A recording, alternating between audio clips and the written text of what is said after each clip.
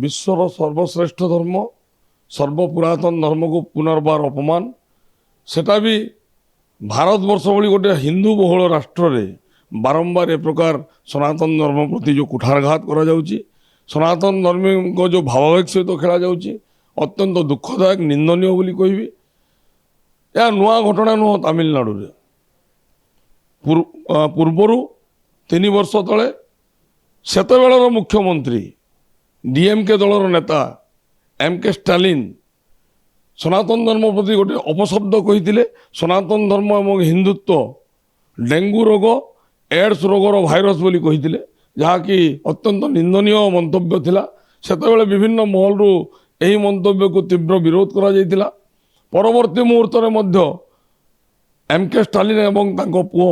बारंबार हिंदू धर्म एवं सनातन धर्म को कुठारघात कला भाया अपशब्द सबुबले व्यवहार कर दुखर विषय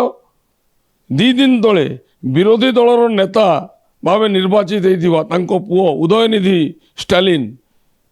गत काली तमिलनाडु विधानसभा जो मंतव्यटी रखी अत्यंत निंदनीय यही मंतव्य को राष्ट्रीय हिंदू परिषद ओडिशा संगठन तीव्र विरोध करुची एवं यही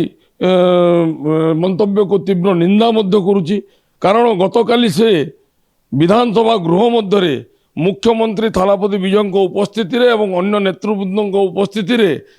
कही जे सनातन धर्म समाज रे विभाजन करुची तेणु सनातन धर्म विलुप्त होवार आवश्यक रही से जन विधर्मी लोक से प्रकृत में केउ धर्म रु आसी ताकू आम से घटना को जीवा नहीं किंतु तांको भली जने विधर्मी लोक विधानसभा गृह रे किंबा समाज रे कार्य करिवार तांकर कोनोसी प्रकार अधिकार नहीं तांकर स्थान होची जे जेल भितर चारिकांत भितर रहिवार आवश्यक रही मु निवेदन करूची तमिलनाडु मुख्यमंत्री थालापति विजय महोदय को मु निवेदन करूची देशर यशस्वी प्रधानमंत्री नरेंद्र मोदी जी को मु निवेदन करूची देशर महामहिम राष्ट्रपति द्रौपदी मुर्मू जी को जे यही विधर्मी नेता कार्यानुष्ठान नियाजाऊ खोला न छड़ा जाई समाज से जड़े कलंकित व्यक्ति समाज रे खोला न छड़ा जाई जेल चारिकांत भीतर रखिबार आवश्यक रही जेल रे पूरा जाऊ नचेत आगामी दिन राष्ट्रीय हिंदू परिषद सारा भारत वर्ष रे यही घटना को नहीं तीव्र आंदोलन करिवो आपण मान चैनल माध्यम रे मु कहिदेबाकू चाहे आसंता सोमवार 18 मे 2026 तारीख रु